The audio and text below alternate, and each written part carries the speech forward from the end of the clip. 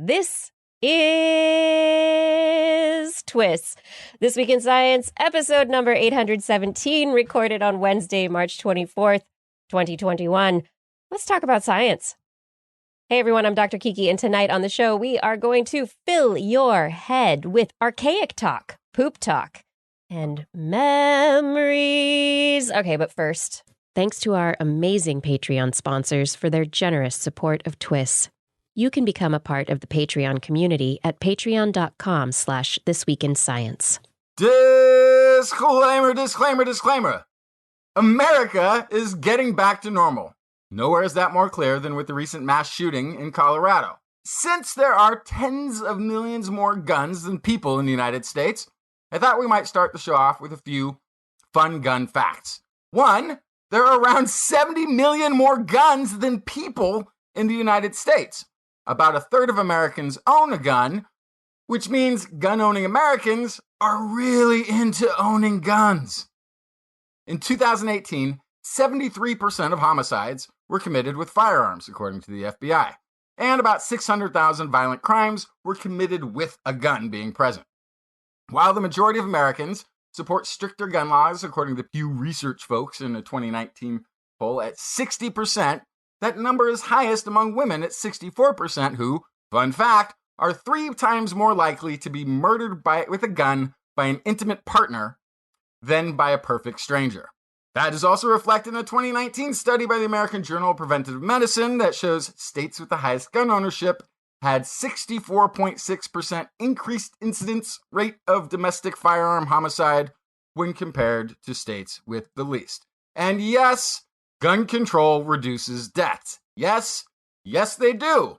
If you don't agree with that, it's not because we have differing opinions, it's because you are wrong and have not looked into it. I'm not going to go through every single state, but I will take you to Guns and Ammo's 2020 Best States for Gun Ownership.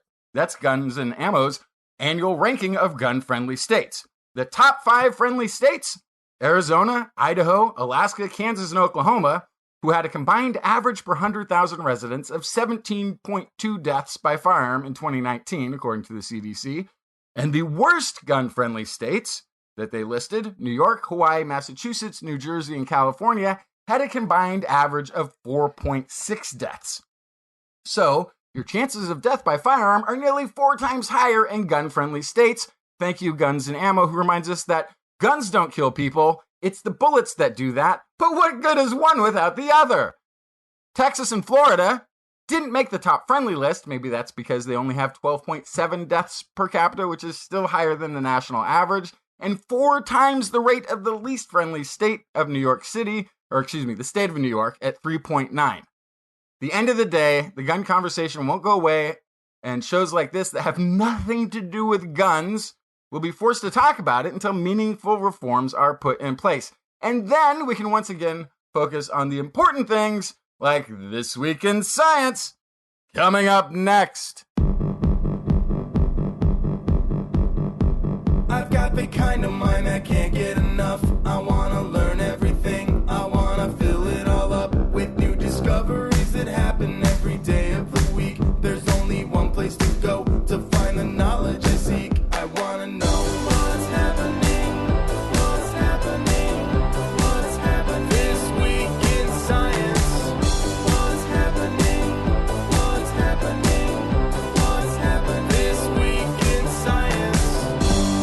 Good science to you, Kiki and Blair. And a good science to you too, Justin, Blair, and everyone out there. Welcome to another episode of This Week in Science. We are back on our regular Wednesday slot, right in the middle of the week, taking you through the week, getting you over the hump, using science to keep it going.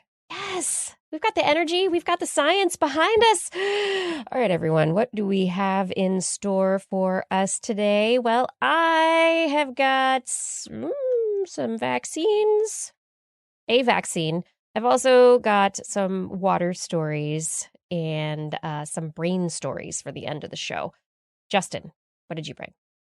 A little bit of research into whether or not unions are a good idea to have for labor stuff. There was a very potentially big change in the story of Denisovans. At least a very interesting indication there that something odd is going on. There's something maybe taking Toxoplasma gondii off the hook for some of the ailments that have been attributed to it. Wow. Possibly. As well as Grubhub is apparently like 3,000 years old. What? Yeah. Delivery. People have been getting food deliveries for a while. Did they charge insane delivery fees then too? Probably. It's like, all right, here's $30 in food. That'll be $65. 3,000 years ago, it would have been more like, that'll be 10 sheep, please. Yes, exactly. A whole extra sheep for delivery? This is ridiculous. Actually, you know what? Okay, I'm not going to give away the whole story. Don't give it away. We're going to talk about it later. Sorry, but you're probably right because it happens in a bronze mine. All right. Now I'm more curious. Blair. Yes. Tell us about the animal corner. Oh, just a little sprinkling of fish poop over here. Got some honeybee wings over here. And then I got some baby bonobos just to put on top of that little recipe. It's like a Wednesday Sunday. Yeah, well, I guess the baby bonobo would be the base. And then you'd sprinkle it with the fish poop and the bee wings. But it's fine. We'll figure it out. All right. Honeybees and fairy dust all over the place. And bonobos in the mix. Okay, we have so many great stories popping off for you tonight. Nope, wait, can't dive into it yet because first I need to tell you that if you're not yet subscribed, you can subscribe to us on YouTube, on Facebook. You can find us on Twitch at TWIS Science. We are also all places that podcasts are found because you know what? This is a podcast. Subscribe and get us weekly. And you can get to our website at twis.org. where all of our show notes are found. Oh, so many good things. But now it's time for the science. All right. So let's dive in. I have got a story to wet your whistle. Well, because this Monday was World Water Day. Water is very important. Ooh. As Blair takes a sip of water. Yes, water. Yes. Water.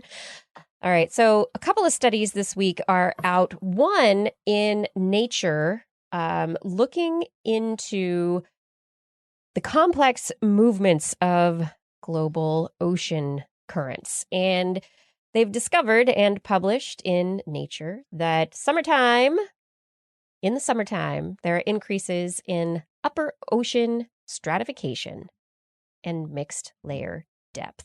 So what that means is that there's more layers being layered, and the stuff that's cold that is really nutritious because that's where everything drops to when it all dies, that stuff is not getting mixed enough. Things aren't mixing the right way. But the end take-home message of this study is that the ocean dynamics are calming down and that they have been on a trend of less mixing, more stratification, just the dynamics that make the ocean and our climate sustainable are on a downward trend. So, not good news. This works in their words, this work calls for reconsideration of the drivers of ongoing shifts in marine primary production and reveals stark changes in the world's upper ocean over the past 5 decades. So primary production, very important. Primary production is those are the microbes. These are the small organisms that lead to oxygen production that we depend on.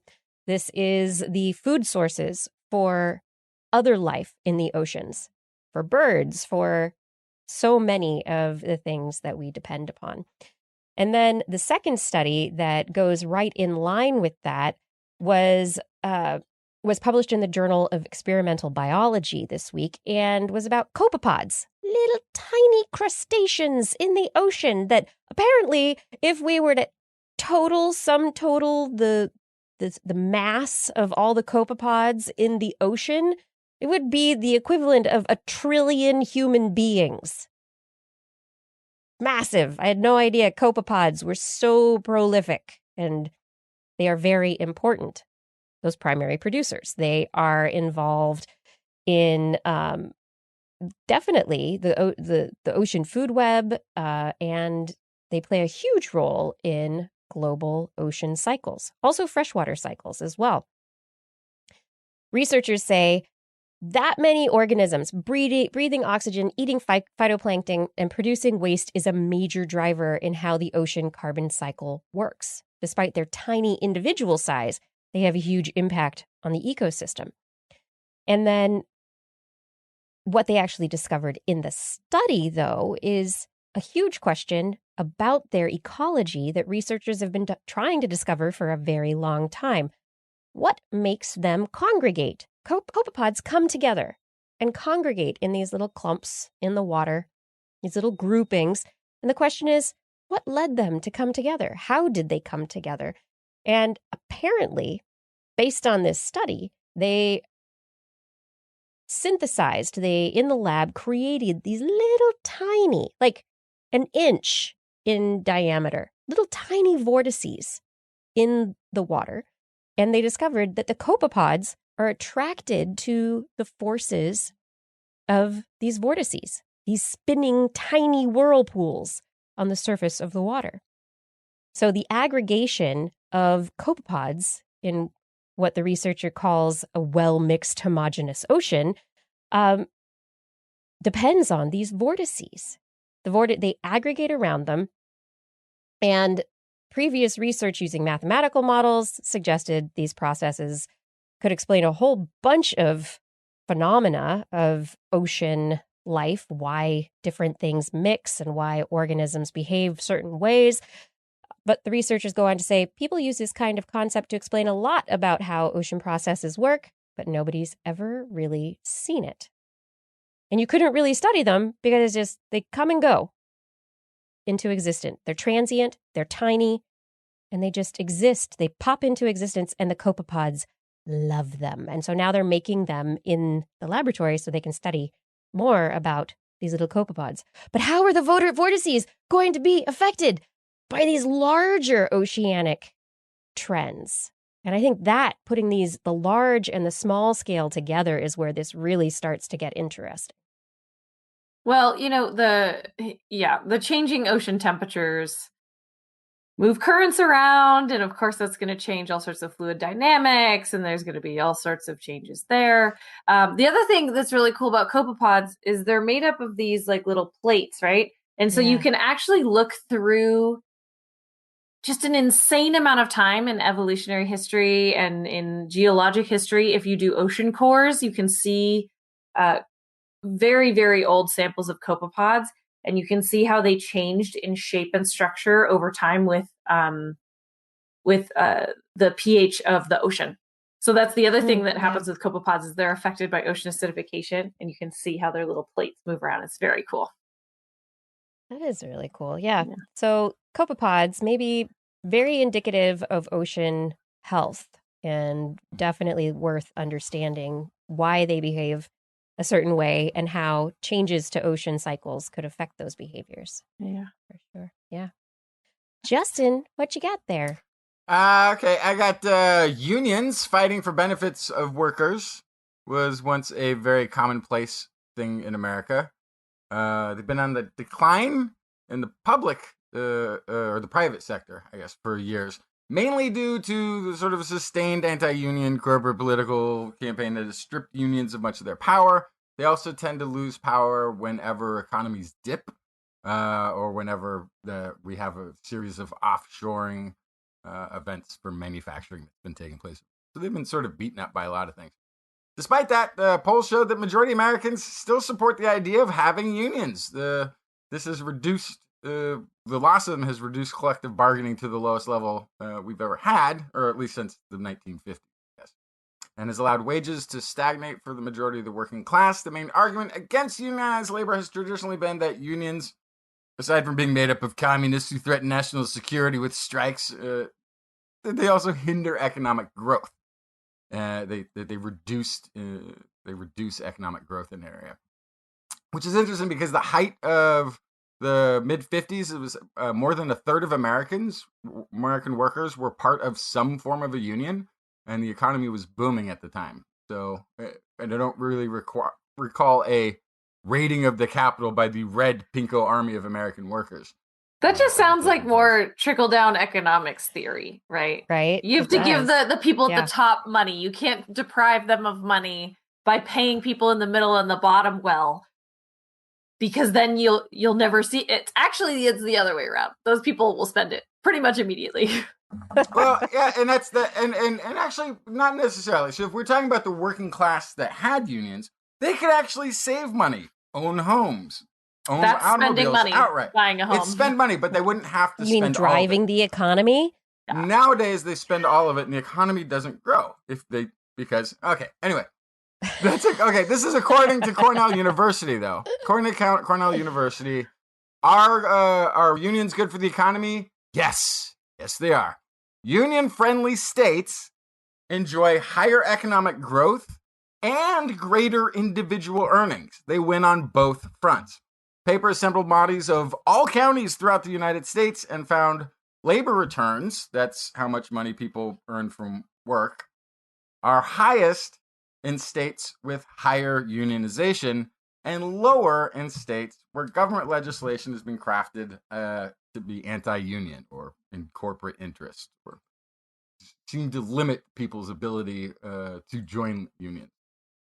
Mildred Warner, professor of city and regional planning at Cornell University, shows that states with laws designed to hinder union activity have not enhanced the economic productivity of their states.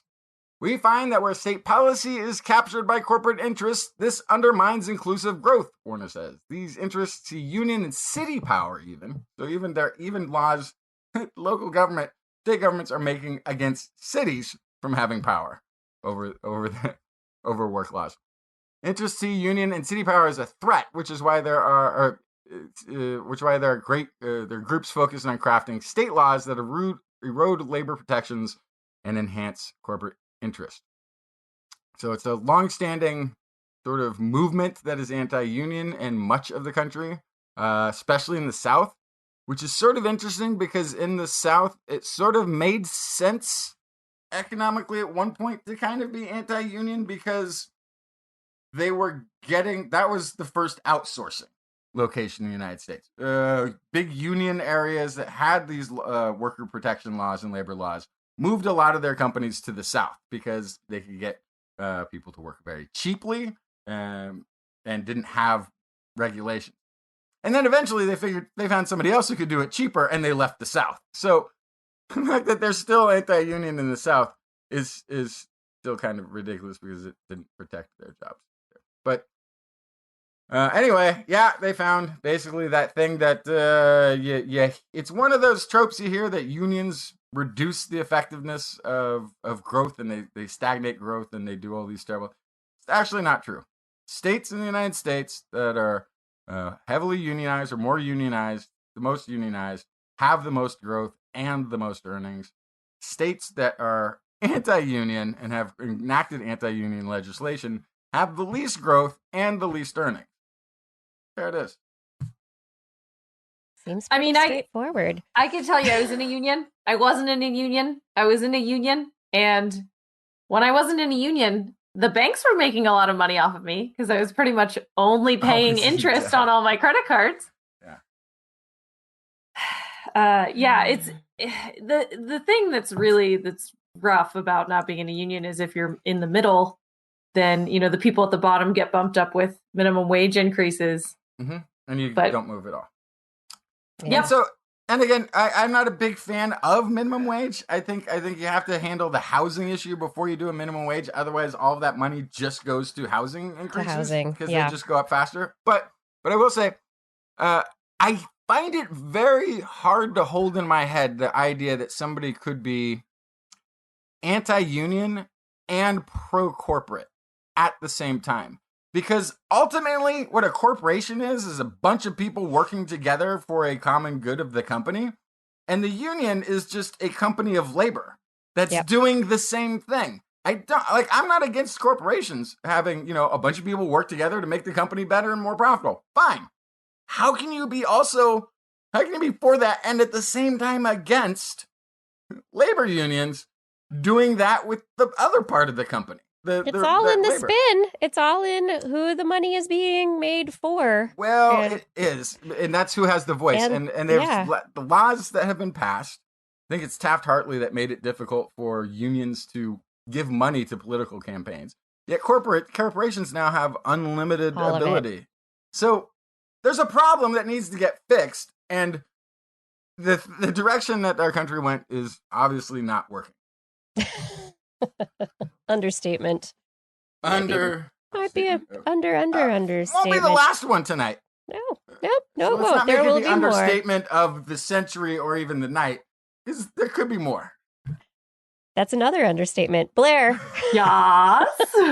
What's your next story?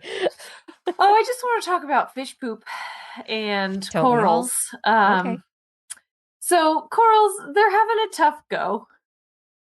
As we know, they're bleaching. The water's getting hotter. People's sunscreen are covering them up.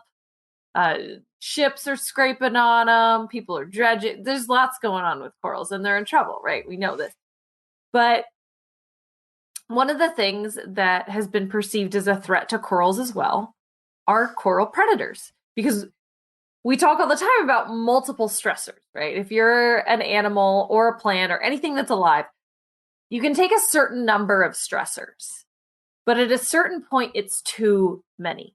So even though a predator might be a natural stressor, if you add it on top of other things, it could be problematic, right? So this is one of the things that coral reefs, also having coral predators, there was a concern there that that's going to be extra stress on corals that are already struggling to survive. And corals are the backbone of the ocean in a lot of ways. They're creating oxygen for everything living in it, and us also. Hello. But anyway, the coral predators, Rice University marine biologists wanted to look at the coral predators and how they impact the corals. So bottom line is they found that the coral predators' poop was actually beneficial to coral. They were jam-packed with living symbiotic algae that the corals use for survival. They had the zooxanthellae in the poop, which, of course, I'm reading this and I'm going, well, yeah, duh, they were eating the coral, right? So you have the fish eating the coral, getting the zooxanthellae, then pooping them back out again and fertilizing the coral with the same. Yes. So I think the thing that's especially interesting is that it's still alive and able to seed the coral. So it makes it through their digestive system, and there's this opportunity to reseed the coral. So the kind of wild thing here is this thing that's eating and attacking the corals is actually potentially helping to keep them alive. And of course, if they bleach, then fish poop could then provide a new culture of algae for the coral. So having coral predators around when they bleach could also be beneficial.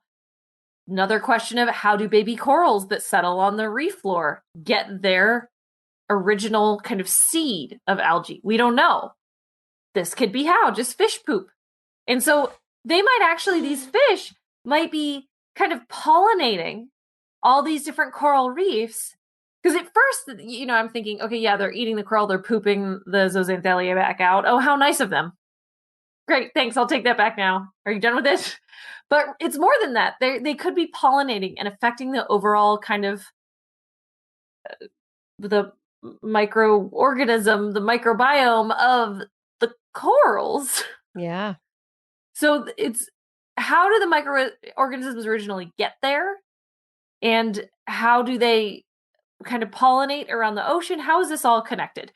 And so this definitely just raises more questions. But ultimately, this is a very, what else it reminded me of too is My sourdough starter. I just made another loaf of sourdough today, but what do I do before I make sourdough? You split? I feed it. Yeah. And then I let it sit for a day, and then I pour some out, and then a week later I feed it again. So it's almost like it's seeding itself. Like these coral predators are running around eating all this coral and then pooping out the symbionts, and then like it's a self-sustaining thing. It's like a mother dough. It is. So the mother coral. Yeah.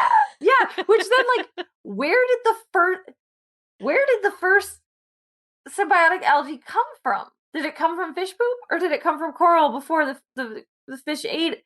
Which came first? Did the predatory fish come after or before? So yeah.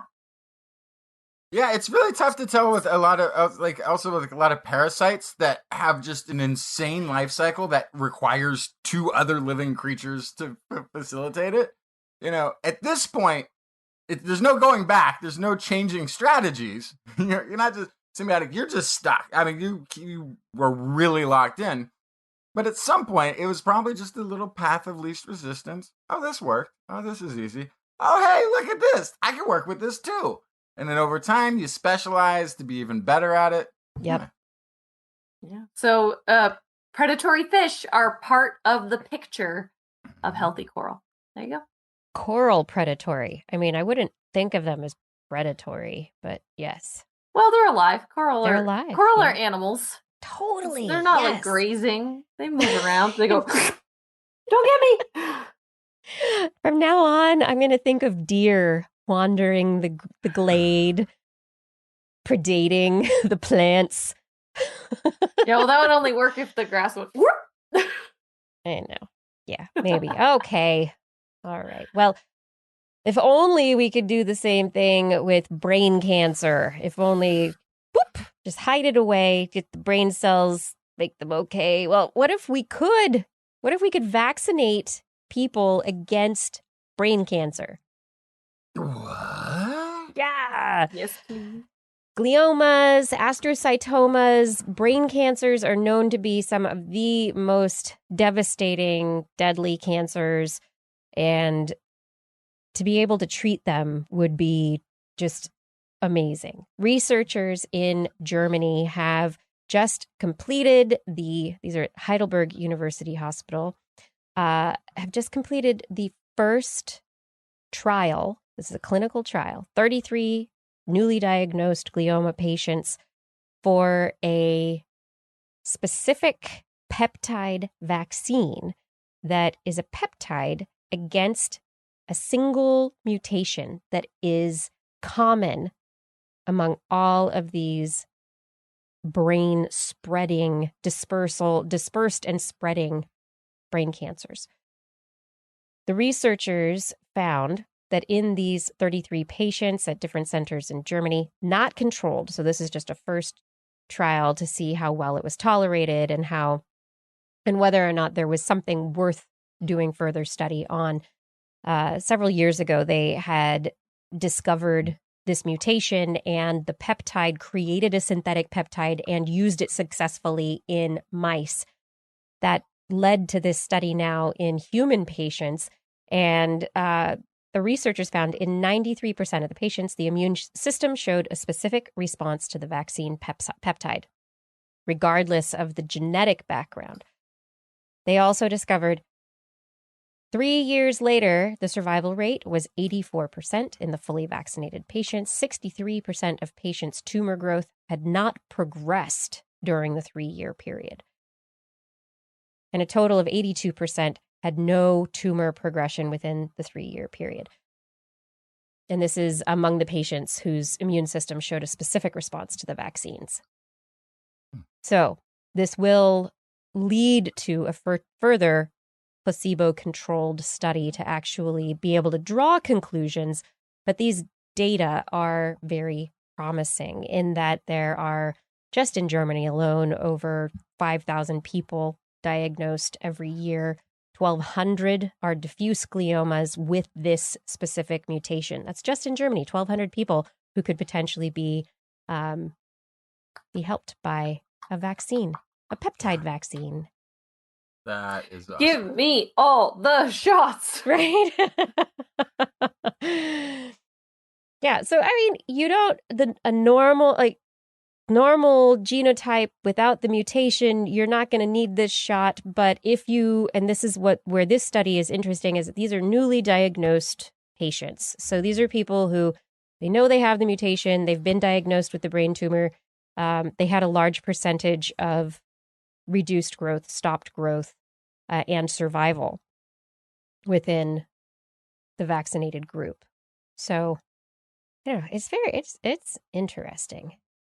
Very interesting. And if you could, at some point, catch people before they're diagnosed based on the genetic mutation, then that potentially would be much more interesting and could stave off the issues that come with simply being diagnosed.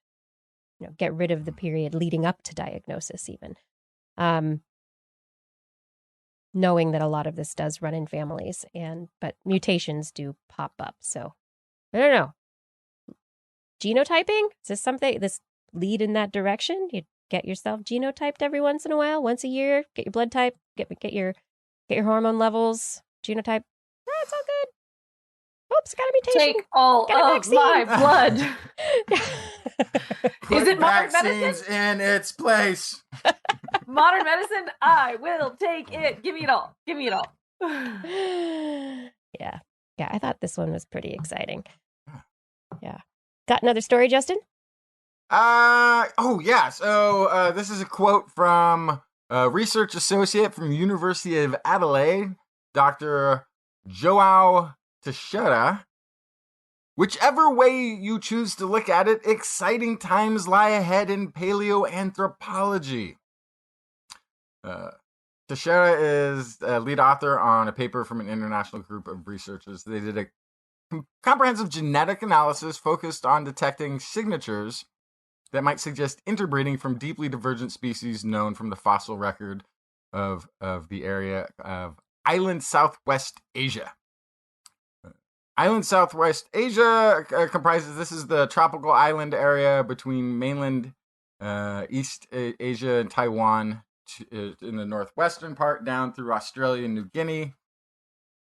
It's out into, I think, even the Philippines as part of this. Archaic humans in that region they're referring to are Homo erectus, Homo floresiensis, that's the Hobbit, Homo luzonensis, which we haven't talked about luzonensis much here on the show yet. They're from the Philippines, but that's another short-statured hominin, kind of like the Hobbit, but has very different morphologies than the Hobbit or Homo erectus. So it's another mystery hominin. Homo floresiensis and Homo luzonensis are known to have survived till approximately 50 to 60,000 years ago. Homo erectus maybe 108,000 years ago, which means to some extent they may have overlapped with the arrival of modern humans into that region. The results of the study showed no evidence of interbreeding. Wait, what? They did, yeah, You no said evidence. None. No result. No result. Right. There Okay. it is. The researchers did, however, find further evidence of our mysterious ancestor, cousin, ancient, somewhat ancestorish cousin, side, fellow, shared ancestor, whatever. Yeah. The Denisovans. And in fact, they think it could be mean that there's a major discovery that's going to come from this region because there was a lot of Denisovan DNA. Teixeira says, in contrast with our other cousins, the Neanderthals, which have an extensive fossil record in Europe, Denisovans are known almost solely from the DNA record. The only physical evidence we have of them has been a finger bone and some other fragments found in a cave in Siberia. More recently, a piece of jaw found on the Tibetan plateau. This is like pretty far from where they're finding this really big hit of Denisovan ancestry in populations. Yeah. We know from our own genetic records that Denisovans mixed with modern humans who came out of Africa 50 to 60,000 years ago, both in Asia and as the modern humans moved through island Southeast Asia on their way to Australia. the levels of Denisovan DNA in contemporary populations indicate that significant interbreeding happened in island Southeast Asia. The mystery then remains, why haven't they found any remains? They have not found a fossil alongside other ancient humans in the region. And so they're questioning whether or not they need to re-examine the existing fossil record in that area to consider if they have other possibilities that they're finding other than what they've accounted them for. So they want to look over all the fossils that have come out of that region and make sure they haven't just been missing Denisovan in plain sight.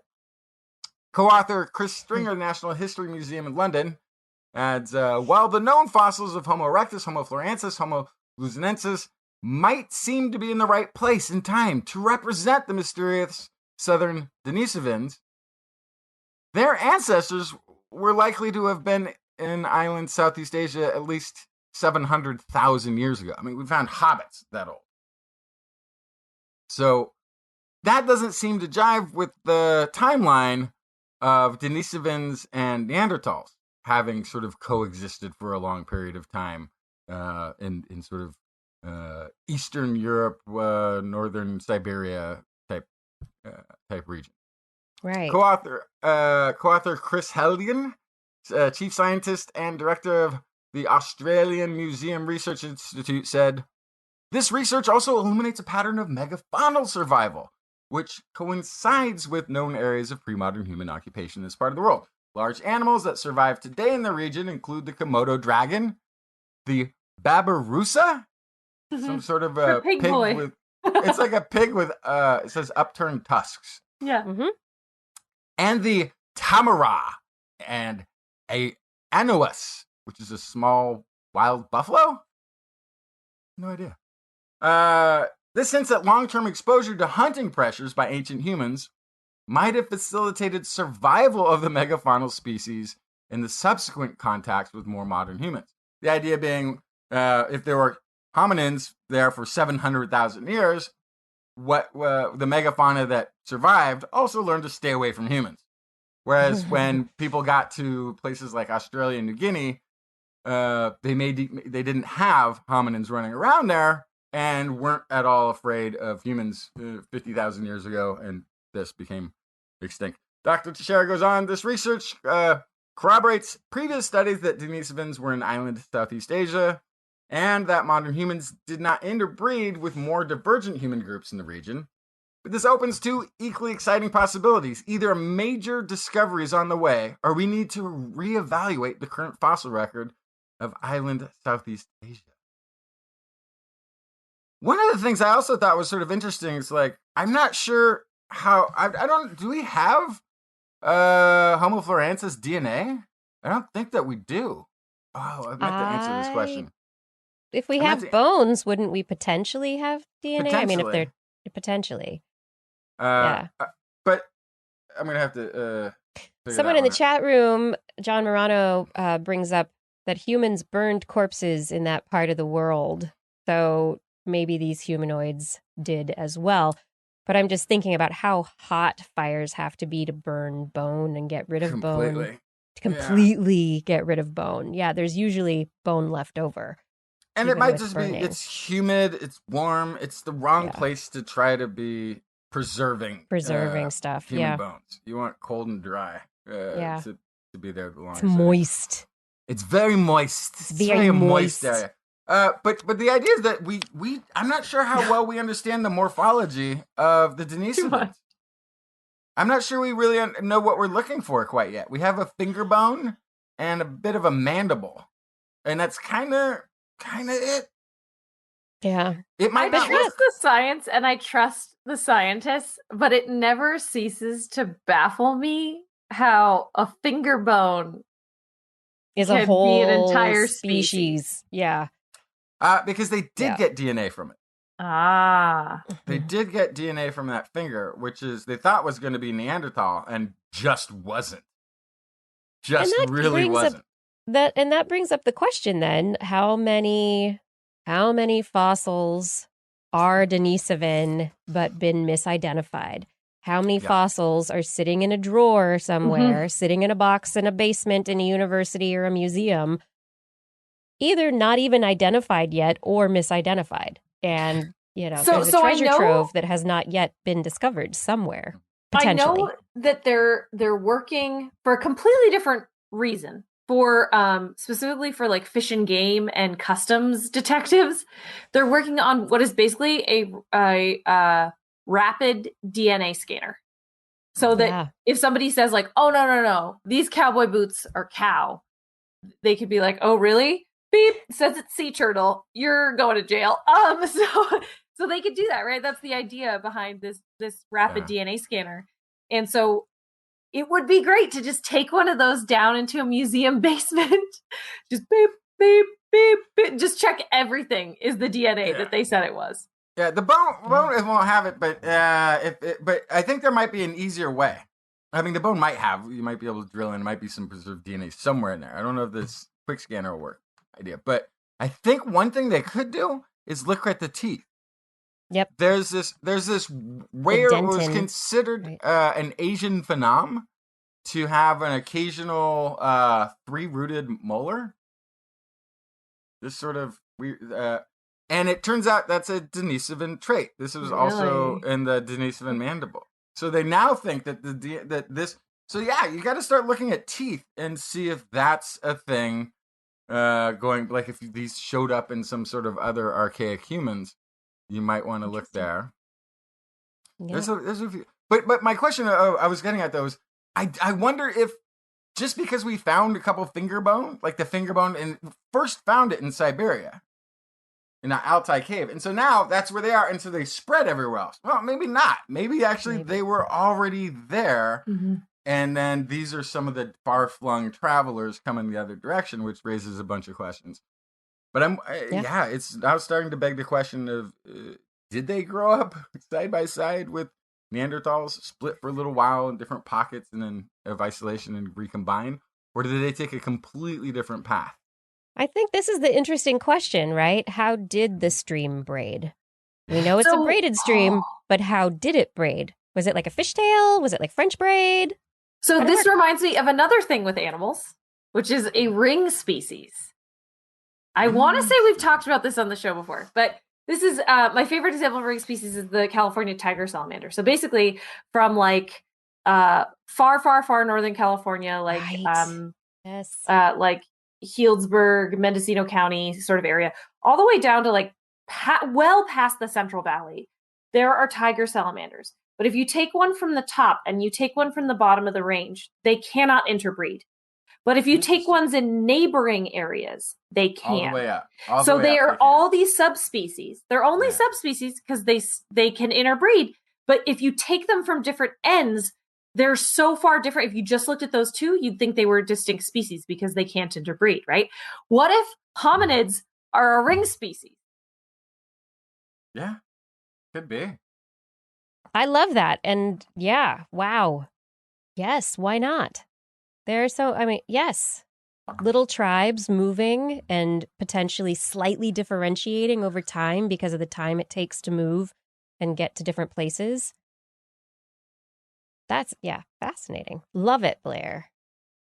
Maybe. I like it. I think that's a fascinating idea. I don't see why not. But still, braided stream. But speaking of archaic humans. Yeah. Oh, no. No.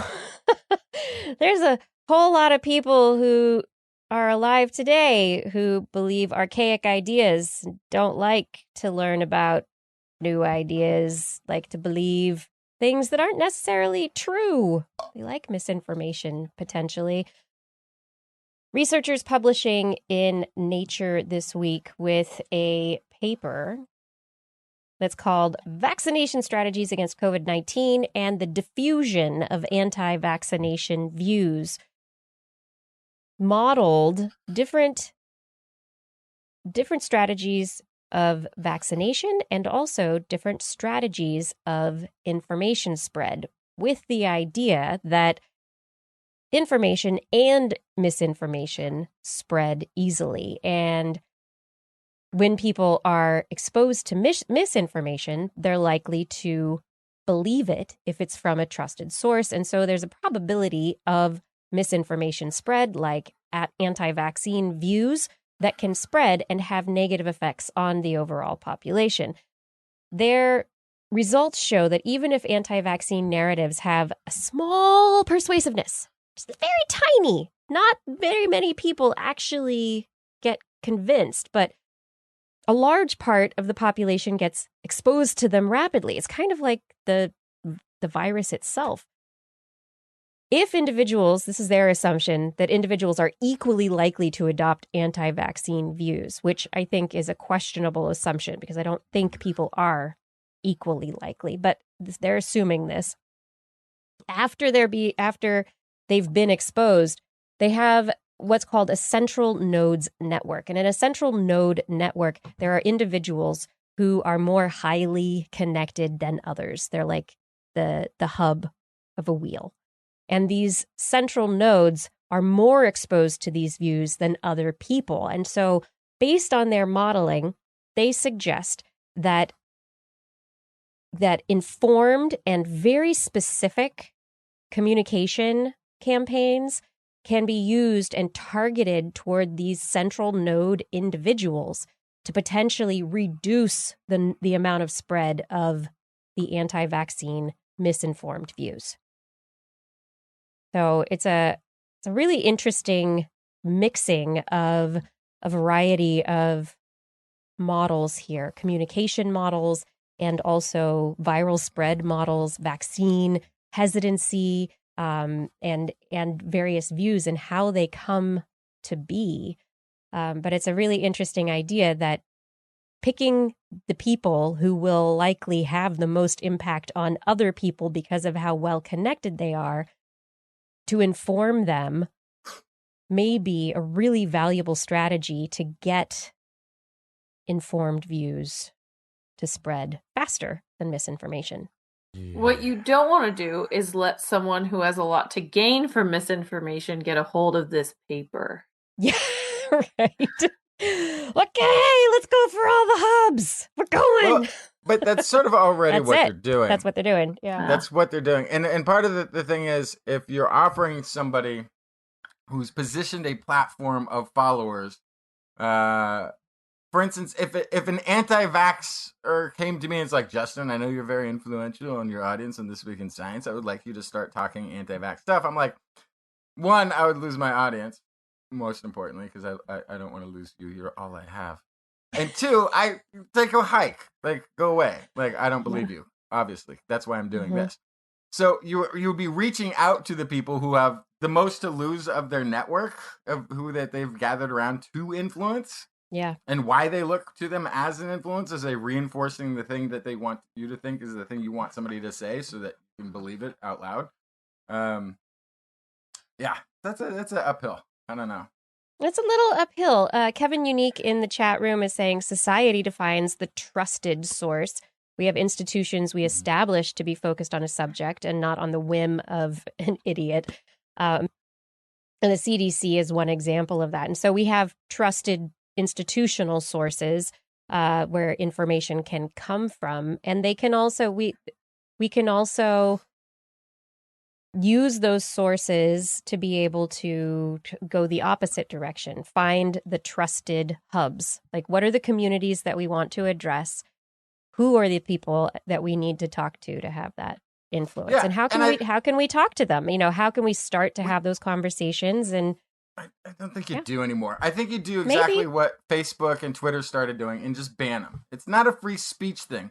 When it comes to public health, it's the equivalent of yelling fire in a crowded movie theater. But see, that's a like a broad strokes. Like, we're talking about social media, we're talking about these very public forums. But what I'm talking about is finding ways to approach these individuals, not necessarily, or maybe approach them on social media, but have conversations that are less public. Find ways to have conversations that are more personal, that they are not combative from the start because they are immediately in the combat arena, right? It's like there are some people who go to social media because they're going to do combat. They have their view and they're going to profess it out there. Yeah. You're not going to have a conversation there. But you have to find a way to get around that. I think the other kind of piece that I feel like is I don't know, is being glossed over, but I think it's kind of speaking to what you were saying of like, you can't assume that everyone is as easily influenced as everyone else. I think it also really matters what they hear first, because the whole essence of confirmation bias, and that also that's how, we're talking about something separate from social media, but a lot of the time people get their initial impressions from social media, and social media kind of feeds off of that confirmation bias, and the algorithm works on that. So I think it also really depends what they hear first. And you can get through some of the nonsense, but it's kind of like digging a hole with a spoon. It's kind of like taking one of those little ships and trying to dig that ship that's in the Suez Canal out of its predicament. Right. Wait, there's a ship stuck in the Suez Canal? Call Lassie. What? Oh, yeah. No, I do Flipper. feel like Flipper's really the right animal sidekick for that job. Come on. It is. We should. Yeah, never mind. Yeah, except we need a freshwater flipper. Sorry, but I'm not trying to brag at all. But I will say that I have convinced. Wait, dolphins don't care. Hang on, dolphins don't care. Saltwater, freshwater. Dolphins don't care. They're good in a lake. Let Blair talk. Come on. I think I have convinced 5 people to take the vaccine who had read something online that said that like it was going to make them infertile, or that it wasn't tested enough, or any sort of thing that was, there was a shock value to it. It was hard to get past, and it didn't take one conversation. It took like 10. Yeah. And I think that's what I mean by like, digging a hole with a spoon, is that it's possible, but it takes time and effort much more if they've had that initial touch point of the misinformation. It really is it's relationship based. It's trust based. It is this, where is the information coming from? Sometimes it's world of influencers. Yeah, it's influence. I'm thinking about this whole situation and how we reach out and talk to people about different things. And yeah, it's hard. We've gotten into this, everybody's got an opinion, hot take. It's always got to have an opinion. You want to go viral in a good way, I guess. You want to be that shrimp tail in a cereal box. What? Don't talk about it. Don't talk about it. So everybody wanted to go viral, and then there was a pandemic because of social media, and that led to people eating shrimp cereal. What are you guys talking about? That's for the after show. After show social media conversation. Yeah, but we can all influence the people around us to a small degree. Repetition of just seeing things and how it affects us unconsciously, and our own confirmation bias is going to be very heavily at play. But those long-term, persistent conversations can really, you can dig your way out of jail after a while with a plastic spoon, with that spork. Yeah, almost every conversation I've had with somebody about gun control reflects what I was talking about in the disclaimer of this show. All claim that California has more deaths than any other state, even though they have the strongest gun laws. And technically that used to be true because we have the most people. Right. But one of the lowest rates per capita.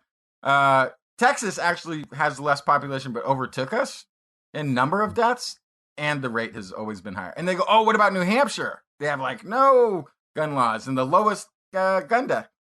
They actually don't. They're not the least gun law, and they're not the least death. They're actually up towards they're around the middle, but they're still up much further above than any of the states that have good gun laws. And they're right next to Massachusetts, which has the lowest gun deaths and the highest restriction. You have to have a license that says, I've been trained, I know how to use this, and I will keep it somewhere safe. I promise. And I took a class and I got registered. They have the lowest. They have gun control. They have proper thought out, So, but every time I've had that conversation, I don't know where this source is, but New Hampshire and Texas is lower than California come up every single time. And it's been wrong for as far back as I can track CDC data. It's always been wrong. Yeah. But I always get some that nodes. same. Yeah. Some nodes at work. Texas and New Hampshire, and I was Where did the play source along. Come from? Mm-hmm. No, I was playing along. I was like, I never actually looked up the CDC firearms death per capita. So you saying Texas and New Hampshire are lower than California, even though they have less restrictions? I always play it. Yeah. Okay. Well, let's look it up. I wonder if we can see that. Oh, wow. You're absolutely wrong by like magnitude. How is that possible? Similarly to the gun deaths and gun laws, if we are able to get more people to get vaccinated, fewer lives will be lost. It'll be better for everyone overall. So, hey, just thinking about that. This is This Week in Science. Thank you for joining us for another episode, another Wednesday evening, or maybe it's Thursday, or maybe it's Saturday for you. But hi, thank you for joining us. We really do appreciate the fact that you're here with us today. If you want extra time with TWIS, and some friends of ours, that's right, Daily Tech News Show, we are having a crossover event. The TWIS DTNS crossover science and technology. It's like peanut butter and chocolate. It's like all the best things ever. It's like Oreo cookie crunch with that white filling. It's just amazing. It's going to be so fabulous. April 17th. Put it on your calendars. 4 p.m. Pacific time. That's right, 4 p.m. Pacific time. April 17th. TWIS DTNS crossover. And what do we want people to do, Blair? Oh, we want them to send us ideas for what to talk about. So what is like a nice crossover of you got tech in my science, or you got science in my tech? And email it to us, tweet it to us, send it in a, whisper it to a butterfly and send it on its way. Just get us that information. And of course, listen at the end for all of our contact info. Thank you for listening. All right, this Week in Science is ready. Oh, we're ready right now to turn it over to that special time in the show that lulls us into a sense of happiness and wonder for the natural world. It's Blair's Animal Corner! She loves our creatures, great and small. Biped, millipede, no pet at all. Wanna hear about animals? She's your girl. Except for giant pandas and squirrels. There's Animal Corner. With Blair! What you I got, have Blair? 2 really fun stories tonight. They're not scary. They're not sad. They're just fun. Okay. And I'm not being sarcastic. That's just actually true. So you're welcome, everyone. Yay! So first, I have a lovely story about honeybees and how they find and talk to their queen throughout a colony. So this is a team of researchers from the US, Japan, Germany, and the Netherlands. And they work together to report how honeybees communicate throughout the hive. They used observational and machine learning techniques to discover how they had this communication. So prior research showed honeybees form coherent swarms. Great, that tracks. That also means that the members of the swarm must have some sort of mechanism for keeping track of what's going on, who's doing what, where the good stuff is, all that good stuff, right? Where is the good stuff? Where's the good stuff? Where's the good? Research has also suggested that the queen is the hub of this activity. She's a lot of the time giving down edicts of what to do and when to do it. Thus, other bees would somehow need to communicate with the queen, who's at the center of the hive. They might be outside. So they did actual observations on 6,600 bees. They noted activities that would require some sort of communication. They observed the bees using high-speed cameras and then replaying the video. So that sounds like a very fun job for some intern, right? Also, they taught a machine learning algorithm to recognize certain behaviors in the swarm and then used its processing power to analyze the behavior around that behavior, I guess, is the best way to put that. So basically, they're just like, computer, figure out if these things are linked. So what they found was... Computer. How do bees? Exactly. And Oh, my computer goodness. said... Figure it out. What did the computer say? They use fanning behaviors with their wings to push pheromones toward other bees. So the ones closest to the queen are like, oh yes, yes, this pheromone is telling me to go out and pollinate. Okay, let me just pass that down. And they fan that down. From the queen! Message from the queen! Pollinate! Waft it with your wings. What else were we going to do? Yeah. For bees. Yeah. And so then they also found that they actually had a means for synchronizing their behavior so they could fan this pheromone throughout the colony. So everybody then is affected by it, and everybody's like, yes. They were essentially doing the wave. So they one bee would blow the pheromones to the next, who would then blow it to the next, then to the next, so that everybody got the message. And the result is a hive-wide communications network, with the queen serving as the central hub. And I might imagine that the game of telephone, this one is more accurate than the one between the boss to the manager to the supervisor to the part-time employee. It's probably not as good. So anyway, this wafting, synchronized wafting, very effective. This is a landmark example of collective behavior, what they call it. The communication network allows the swarm to remain coherent, and this happens even as older members die or are killed and new members join. So they don't have to worry about the whole node thing. They have everybody's just wafting information throughout the colony. So there you go. I like the idea that there could be a miscommunication. What's that? Like, the queen says we all need to punctuate. Punctuate? Apparently we haven't been punctuating. Do what the queen says. Proper punctuation. Okay, here we go. I will waft it. Where's the shoots and leaves booklet? Where's that? Yes, exactly. I haven't heard from the queen lately. Have you? No. Yeah. So bees, they're doing the wave to communicate with one another. I love that. But yes, it is something that I think will kind of trickle down into other research that we do in any pheromone-based kind of social structure. Like, do they do this in naked mole rats because they don't have wings? How do they do it?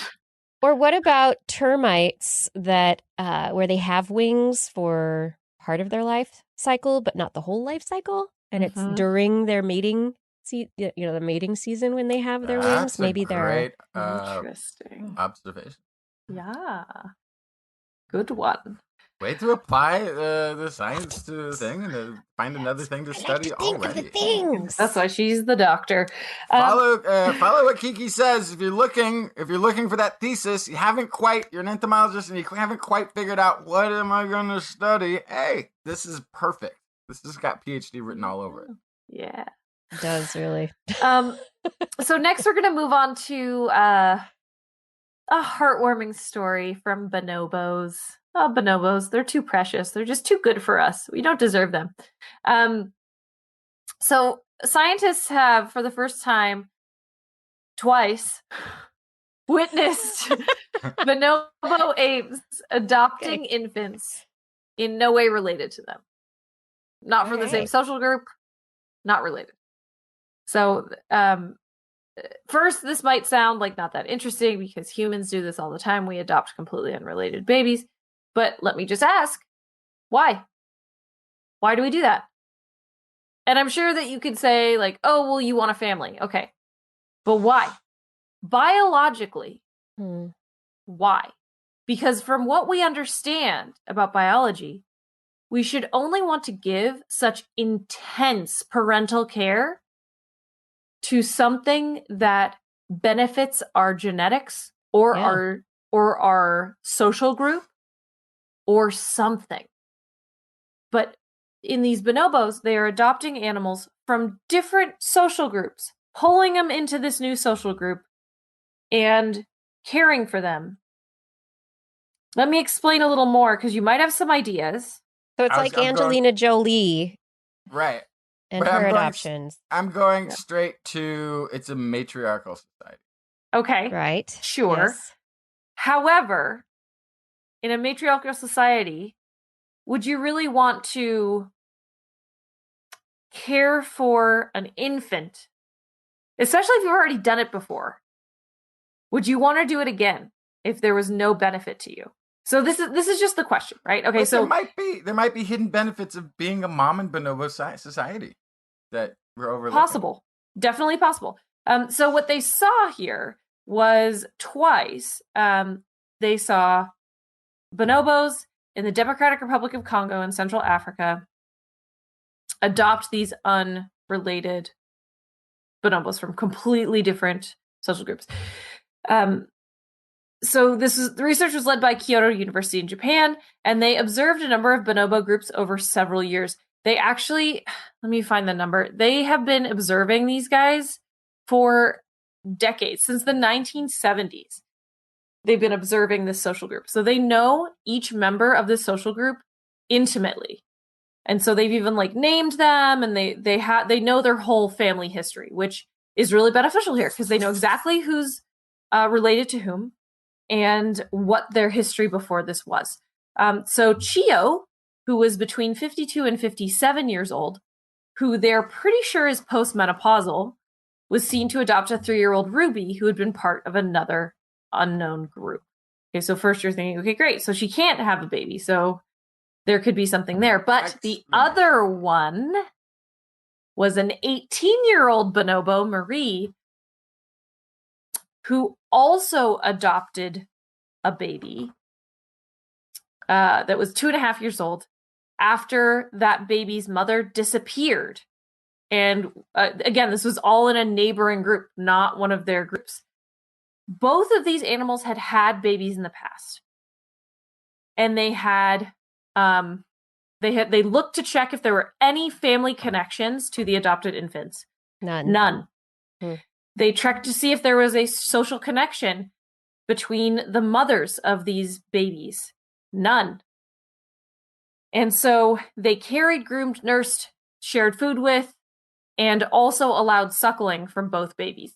And obviously one of them was postmenopausal, so nothing was coming from that. It was probably just a comfort. Right. And it's not like the situations where mother animals have lost a child and are in mourning and want to replace the child that they lost. And, we have these odd situations where you'll see cross species. Suddenly a tiger will have a monkey baby and you're like, what's going on there? Oh, it's a mother tiger lost its infant and something's going on there. Yeah. There's all sorts of crazy hormones telling you you should have a baby. Yeah.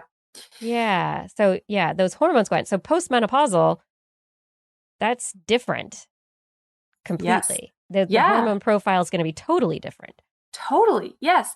And so, again, adoption in wild animals has been observed many, many, many, many times, but they're always either related to the infants or they will adopt an orphan because they have not had their own baby yet, and they're basically just honing skills. It's like a practice baby. So that helps increase future survival chances of their own offspring in the future. That's not the case here.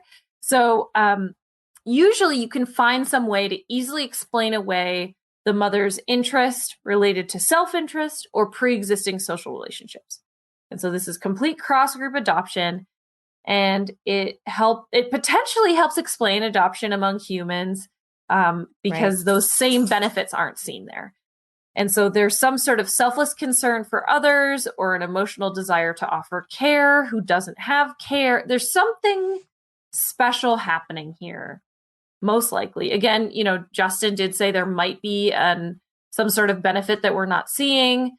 But, I feel like since these researchers had spent 50 years with these animals, I'm pretty sure if their social ranking changed as a result of this, that would have been included, right? So I think that probably is not part of it. But yeah, this is the first time in non-human primates that it has been observed where there's been adoption that has no connection to the mothers. And I might add, it won't be the last. The second time as well. The first and the second. Yeah, you're right. So yes, adoption is a costly behavior in these animals and in humans. It is very costly. So there is something to be said for like, what is the evolutionary advantage? Or are you as a human just ignoring all of the chemical signals your body is telling you. Maybe we are at a point where we are Yeah. ignoring a lot of the chemical signals that our bodies are giving us. Maybe, Possible. and maybe there's a point where decisions are made where it's not chemical signals. Maybe it is something, I mean, when it comes down to it, it is chemical and neural signals at a certain level. But yeah, I find it very interesting. Well, and I just like it because, The fact that it's so often we see chimpanzee traits that we're like, and it's the warring, nasty behavior that chimpanzees have, and we see ourselves in that. It's just nice sometimes to see ourselves in sweet, peaceful, loving bonobos, and I really like that. I think it's great. And like you said, there's and now that gives an evolutionary perspective to this behavior that we engage in as humans. Yeah. Not that we understand it anymore, but it's been around a lot longer than we probably thought. Yeah.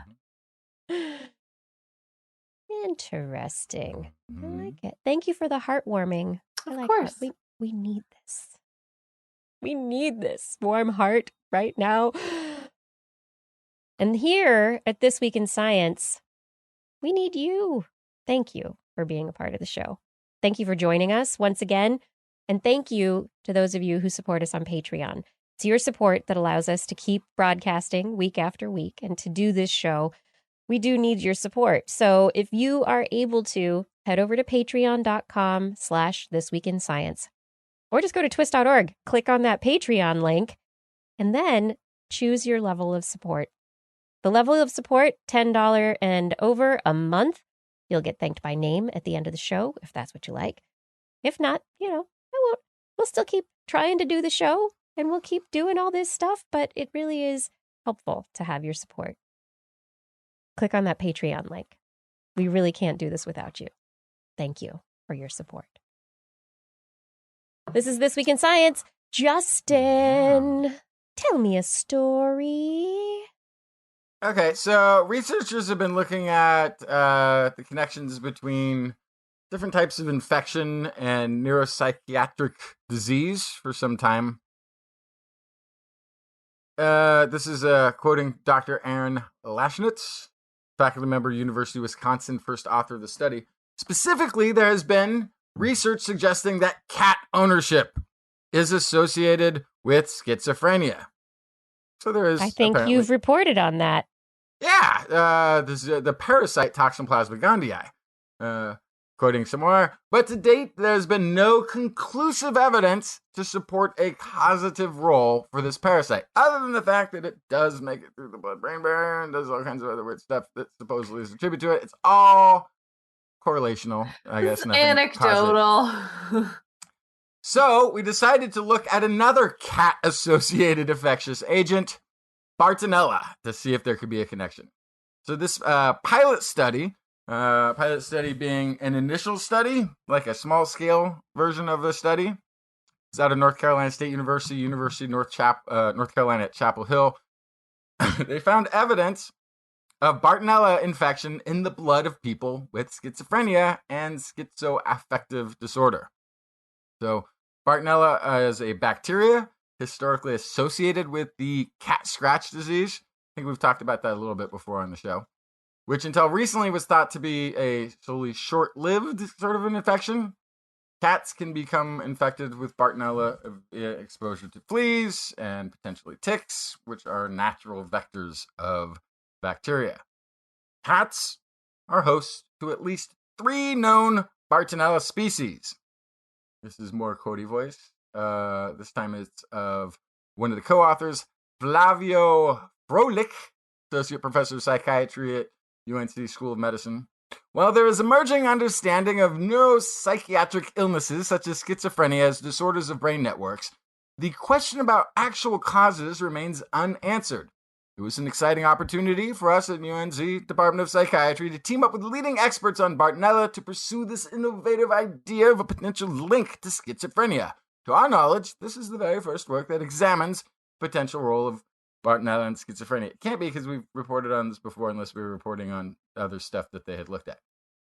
Research team enrolled a group of 17 people with stable medically managed schizophrenia or psychoaffective disorder and a control group of 13 healthy adults. Very small sample study, to be sure. But again, pilot study. This is the initial look.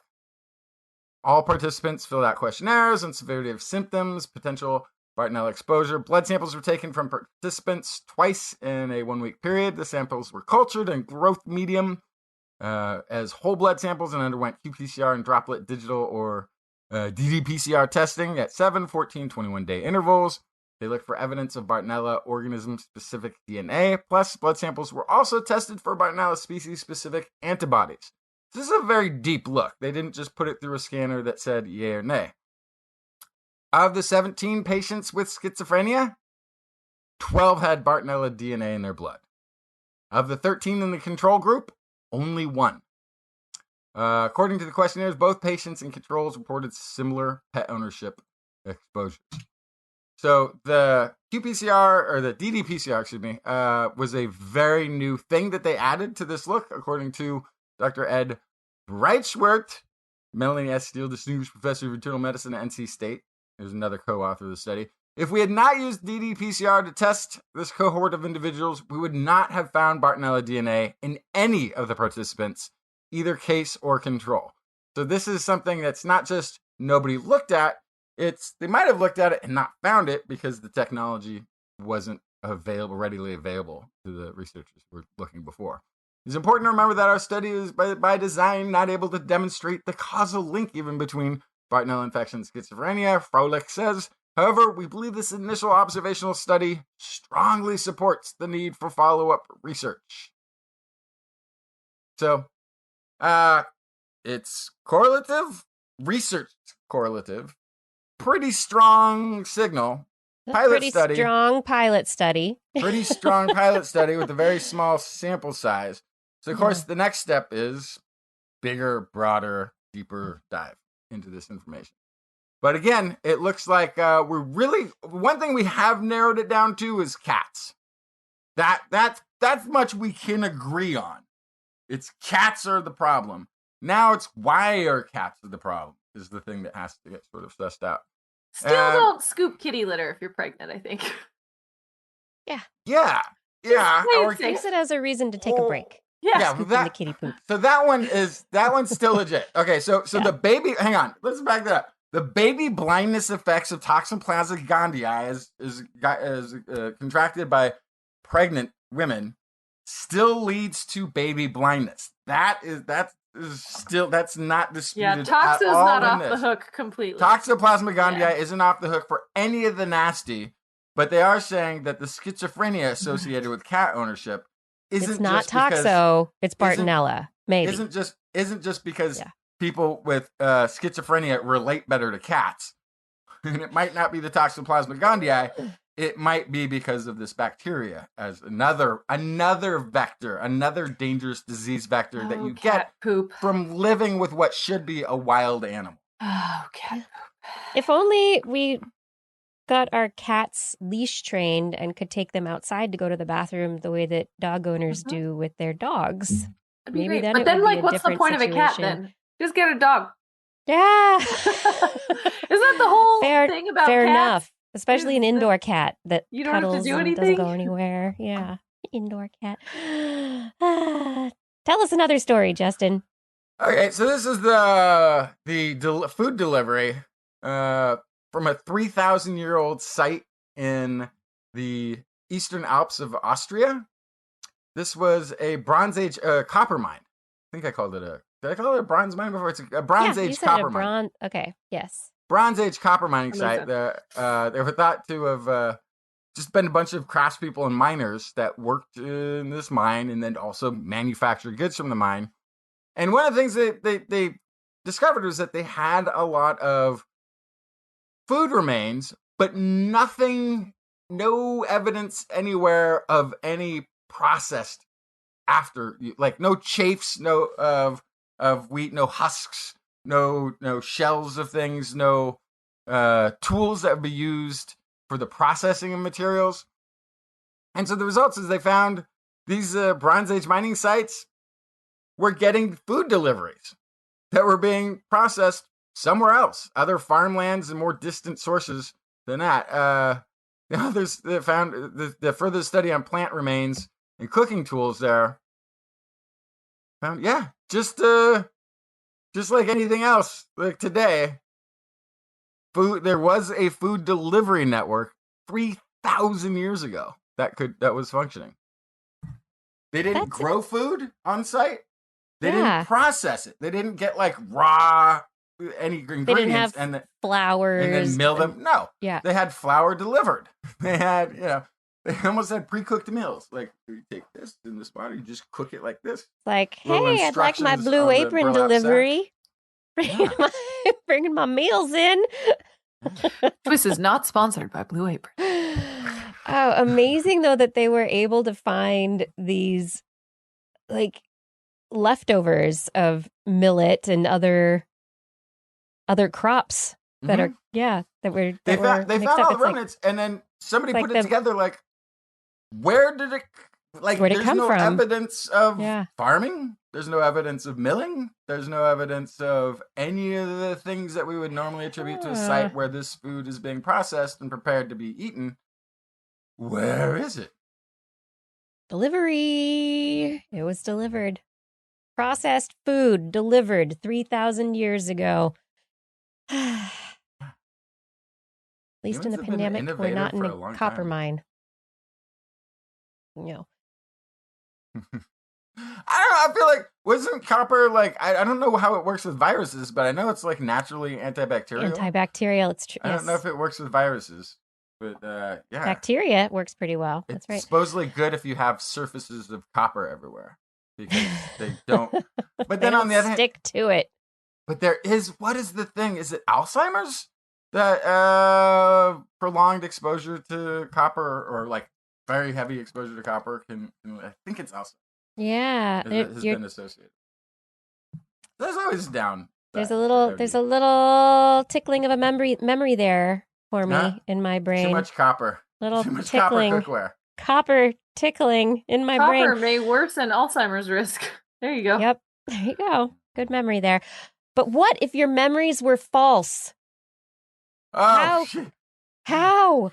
It's like when you tell a lie so many times that it becomes true in your brain.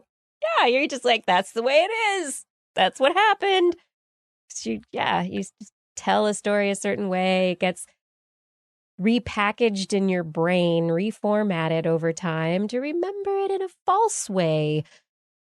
This is a problem with witnesses on the witness stand. False memories are a big problem for witness testimony. It's also really interesting. I'm watching things happen with my son, who obviously does not remember being a year or 2 years old, but we have a digital picture frame where he sees pictures of himself all the time as this little creature. And he's like, remember that time when we went this place and we did that? And he has a whole story, a memory that he's built. And I'm like, yep. But nope, that's wrong. You didn't get that right. Nope, you're not exactly right. You made up you have a whole memory about this. How do you remember? Or he'll tell me a story about a picture he's not even in. I'm like, oh, okay, you have a whole memory about this. All right, that's not your memory. All right. Researchers decided to look into how easy it would be to erase false memories. So what did they do? They got volunteers. And then they got their parents to help them devise false memories. So they got parental buy-in to find out, okay, so what memories were true? And then how can we twist a memory around and create something like, you got lost or you ran away or were involved in some kind of accident or something. Completely false memory. And over several sessions, they implanted false memories into these individuals' heads. 52 people. They found that 40%, so it's not a large majority, it's not a majority, but 40% of the individuals actually had false memories. They came to believe these false memories were true. And they would repeat them and they would recall them. And come up with all the information related to them. Not true at all. And so then the researchers used 2 strategies to try and erase these false memories. And one of the strategies was to take the individuals and get them to remember the source of the events.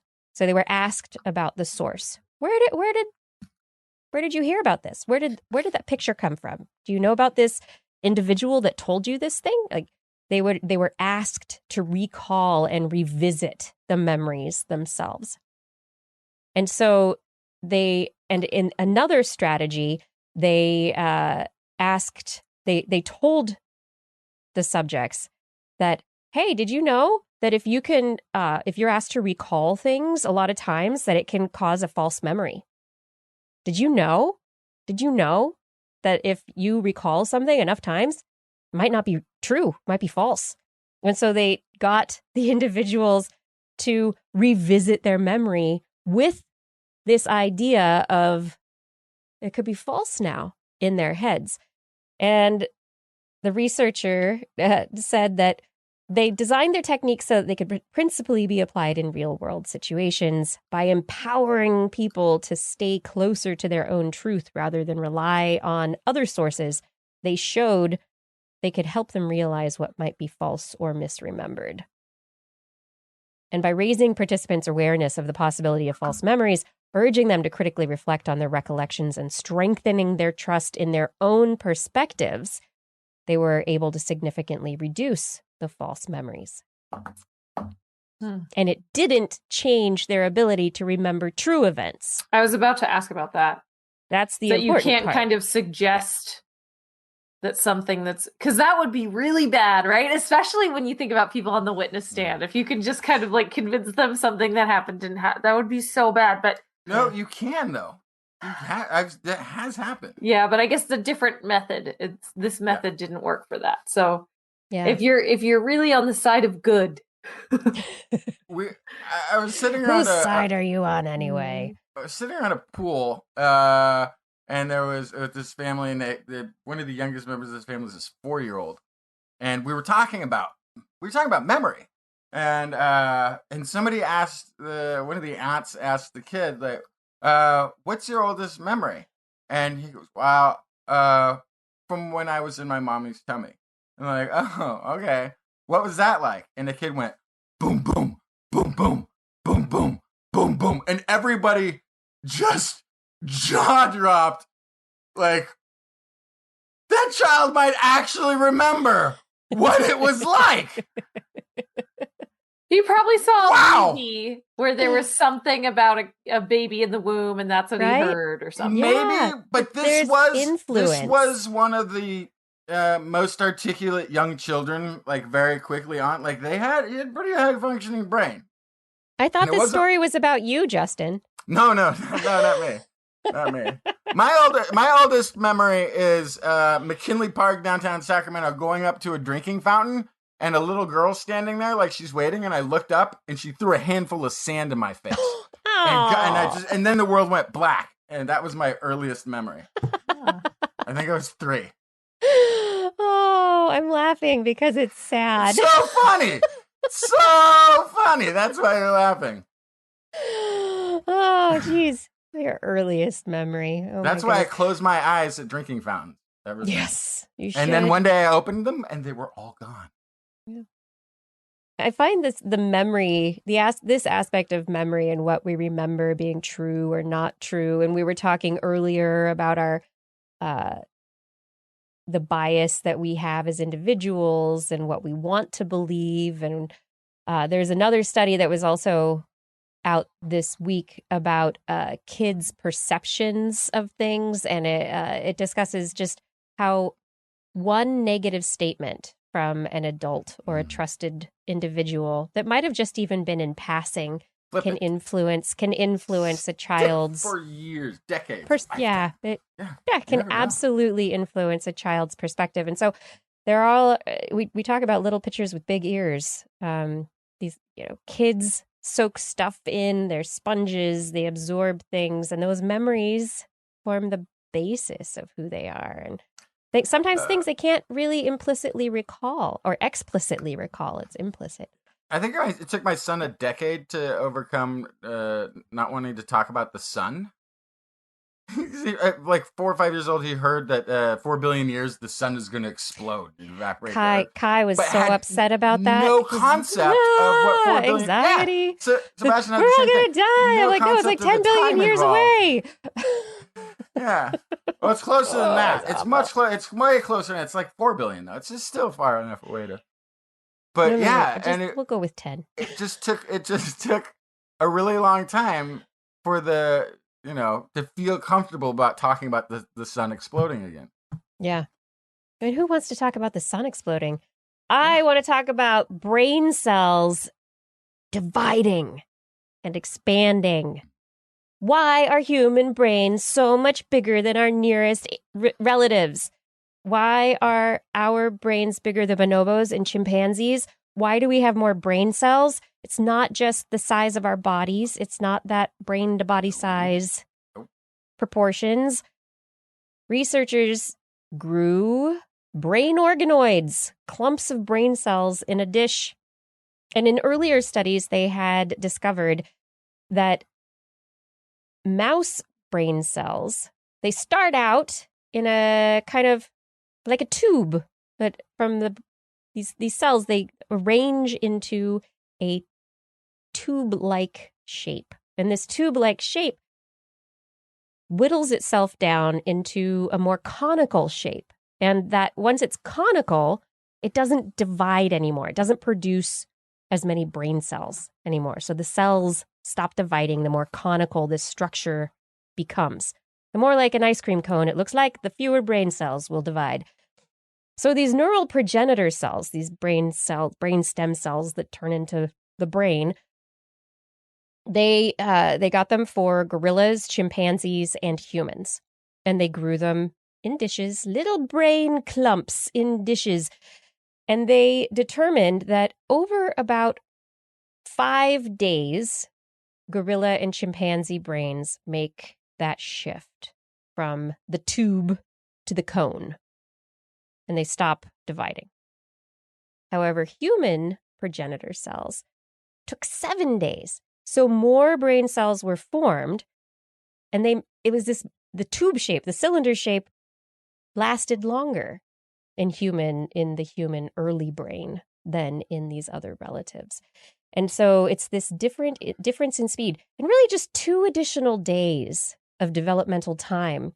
When you're talking about the exponential division of cells, can really be responsible for that massive difference in the overall number of brain cells, which is about three times bigger in humans than it is in gorillas or chimpanzees. Yeah, but we also have it's some weird thing. Like we have like 3 times the brain cells, the capacity is bigger, 3 times, 4 times, whatever it is. But the amount of blood flow that is going we have to more the brain blood flow. is something like 600. It's a phenomenally bigger number that is moving through to feed the thing. Right, but there has to be more blood to support more tissue. So which came first? The fish poop or the coral, the brain size or the blood. The researchers didn't look at blood. They decided to look at genes, and they found a gene that is called ZEB2. Zeb's dead, baby. Zeb's dead. ZEB2 turns on earlier in gorilla organoids than in the human organoids. And then they delayed the effect of the ZEB2 in gorilla cells. They delayed it so it would start later. And what ended up happening is the gorilla organoids developed slower and larger, and so ended up being closer to human when they slowed down ZEB2. So turning this gene on in humans makes human cells act more like, can you guess it? Gorillas and chimpanzees. Mm-hmm. Yeah.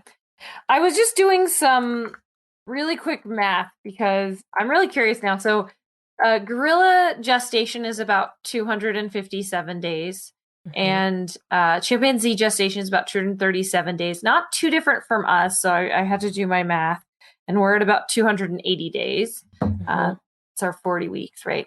So, it's a little bit longer. I was just kind of curious because, pregnant humans are they wouldn't survive in the wild at the end there, right? Right. They did, but I don't know, because also human babies are especially helpless and they grow very slowly and all this kind of stuff. I was kind of wondering if some of that has to do with brain development. Yeah. I don't know. Yeah. Well, okay. So the first thing that a human baby has to overcome is the fact that most of their body is skull cap under that skull. They're mostly head. Most of the weight is right there. And so just overcoming gravity with that giant thing that you need to do all the looking around, boom, it's very limiting as far as just running about. And I think it is the opening at the back of the skull that allowed larger blood flow did come before the larger brain case. So I think it was getting getting that energy source might have come before the brain. Might have, but there still had to be these genetic changes to take place. And so there's this gene that they've discovered now that is potentially one of the pieces involved in the timing of the development that influences the way the human brain grows and how large it can become as a result. Yeah. I'm glad then, if that's just the case, I'm glad it didn't get stuck at a size larger than the skull, because that would have been problematic. So it's lucky. No, you end up with a supervillain. Oh yes. Don't like supervillains. Love the supervillains. Don't like the supervillains. Oh, I love-hate relationship with the supervillains. This has been a super Wednesday of science, though. I have gotten through all of my stories for the week. Are we done here? Did we do it? I think we did it. Mm-hmm. We made it through. Thank you, everyone, for joining us for another episode of This Week in Science. Hey, if you have any questions for us about anything, comments, send us a note. You can message us on Facebook or email me or Justin or Blair. We have our emails coming up in just a moment as we close out the show. Oh, it's time to say thank you to all of you for watching us. Thank you to my wonderful co-hosts for doing this great show. Another week, another show. Thanks for spending time with me and talking science. Thank you to Fada for helping with social media and with show notes on YouTube. Thank you, Gord, for manning the chat rooms. Thank you, Identity4, for recording the show. And thank you, Rachel, for your assistance with notes and ideas. I love it. Who's Rachel? And what? Who is Rachel again? Yeah, we have to have a meeting so you can all meet Rachel. Rachel's awesome. I know, it's just... She's great. She's Rachel. She's out there, Rachel. Just sort of like one of those dreams where like people who you definitely never met show up and they're like, yeah, of course you know me. You've known me forever. I'm your uncle, and that's your wife who you've also never seen before. I'm like, okay. I guess so. It seems plausible because in dreams, who can argue? But when you're saying this, Rachel, I'm like, is that the thing that really is? There's really a Rachel. She really exists. She is really Rachel. She's not like a memory worm. Going, Justin, I do exist. She's not like one of those memory worms that parasites that gets in there and makes you believe that you know people who don't exist. Or is not a false memory. Is she a false memory? Or is she? Or is she? We may never know. No. Oh, I also need to say thank you to everyone who has helped make this show possible.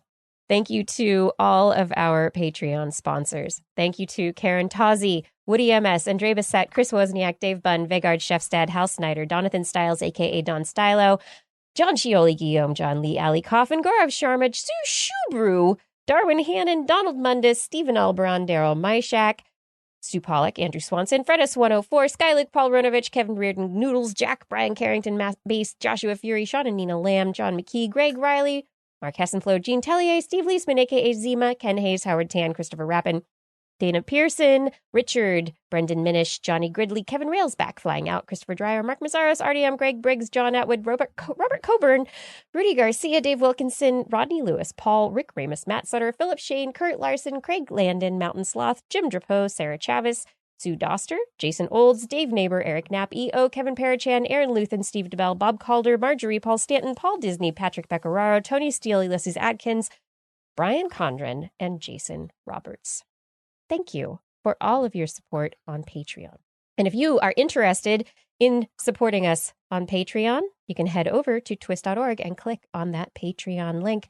Want to let you know, remember, mark your calendars, April 17th, 4 p.m. Pacific time, Twist Times DTNS crossover! Wah, wah, wah, wah. Oh, and on next week's show... Oh. Yes, on next week's show, we will be speaking with Michelle Newhouse about her beloved Beasts book, subtitled Fighting for Life in an Age of Extinction. Fantastic. But we'll be back. Wednesday, 8 p.m. Pacific time, broadcasting live from our YouTube and Facebook channels and from twist.org/live. That's right. Do you want to listen to us as a podcast? Maybe feed your mother dough while you listen. Just search for This Week in Science wherever podcasts are found. If you enjoyed the show, you can get your friends to subscribe as well. For more information on anything you've heard here today, show notes and links to stories will be available on our website, www.twist.org, and you can also sign up for a newsletter. You can also contact us directly. Email Kirsten at thisweekinscience.com, Justin at twistminion@gmail.com, or Blair at blairbaz@twist.org. Just be sure to put twist, TWIS, in the subject line, or your email, it'll turn into a false memory. No! I believe that. Oh, I know. Did I send swear that I got email or an did I email. not send that email? I don't even remember. If you don't remember, you can simply reach out to us on Twitter, where we are at Twist Science, at Dr. Kiki, at Jacksonfly, and at Blair's Menagerie. We love your feedback. If there's a topic you'd like us to cover or address, a suggestion for an interview, a haiku that comes through the night, please let us know. We'll be back here next week, and we hope you'll join us again for more great science news. And if you learned anything from the show, remember, It's all in your head. This Week in Science.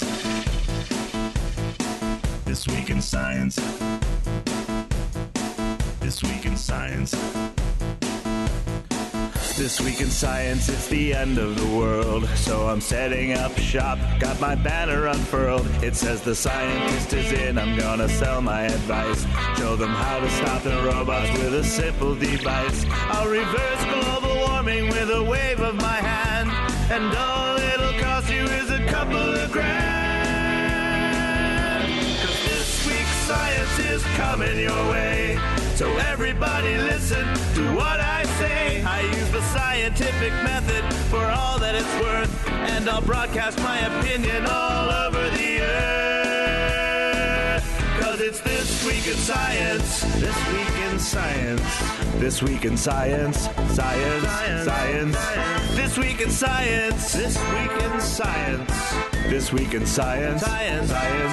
Science. I've got one disclaimer, and it shouldn't be news, that what I say may not represent your views, but I've done the calculations and I've got a plan. If you listen to the science, you may just yet understand that we're not trying to threaten your philosophy. We're just trying to save the world from jeopardy. Jeopardy. Jeopardy. And This Week in Science is coming your way. So everybody listen to everything we say. And if you use our method instead of rolling a die, we may rid the world of toxoplasma gondii. 'Cause it's This Week in Science. This Week in Science. This week in science, science, science, science, science. This week in science, this week in science. This week in science, science, science, science.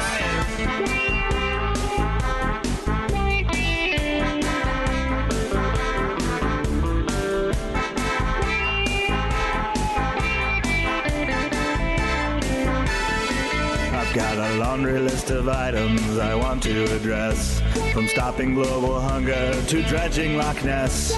I'm trying to promote more rational thought, and I'll try to answer any question you've got. So how can I ever see the changes I seek when I can only set up shop 1 hour a week? This week in science is coming your way. You better just listen to what we say, and if you've learned anything from the words that we've said, then please just remember it's all in your head. 'Cause it's this week in science, this week in science, this week in science, science, science, science, science, science. This week in science, this week in science, this week in science, science, science, science, science. This week in science, this week in science, this week in science, this week in science, this week in science, this week in science, this week in science, this week in science.